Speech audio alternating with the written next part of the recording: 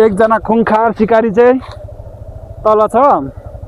त्यो सिकारीले चाहिँ कतिको शिकार खेल्छ हेर्नै पर्ने हुन सक्छ।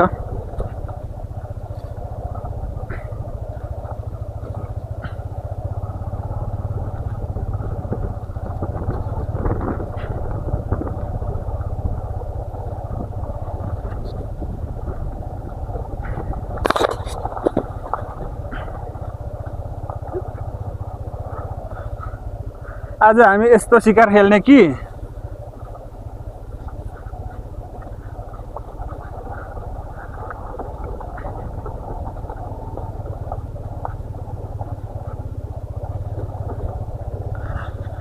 हेलो गाइज,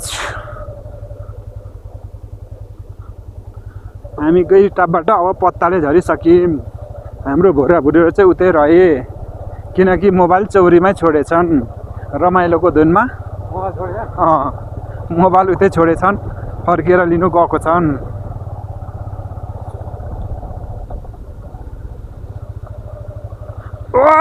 कस्तो खुला अघि भर्खर मातेको मान्छे अहिलेको अहिले रक्सीले छोड्यो। लेखको रक्सी भनेको यस्तै हो के चिसोमा। अहिले यहाँ 4 डिग्री 5 डिग्री छ नि त मङ्सिर पुस भएर के गर्नु। हामी त 3100 मिटरको हाइटमा छौँ नि त लगभग। गौरी टाप भनेको त्यति देखायो, त्यो चाहिँ फेरि कसले देखाएको भनेको भन्ने च्याट जिपिटी र केले जेमिनीले अहिलेको जमानामा त सजिलो छ नि त। यसको हाइट कति छ भने ट्याक्कै यति छ भन्छ। कहाँ छु म भन्दाखेरि फलाना ठाउँमा छस् भनिहाल्छ। एआईको जमाना हो नि त होइन। अब अहिले दिपक मातेको छ कि छैन भने यो बाइक चलाएबाट नै थाहा पाइहाल्छ उसले।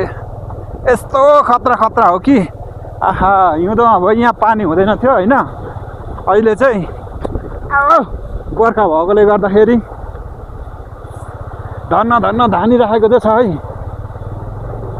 मलाई त डर पनि लागिरहेछ हौ यो बाइक कुदाइले त। यस्तो बाटो अप्ठ्यारो छ कि यस्तो हिलो मैलो छ। धन्न 500 सीसीको बाइक छ के।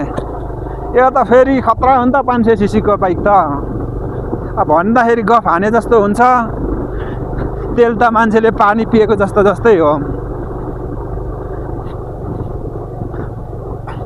तर बिस्तारै जाम लगाइज, यहाँ लडियो भने त खतम बर्बादै हुन्छ त। ओहो, यो त गाह्रोकै विषय हो नि त।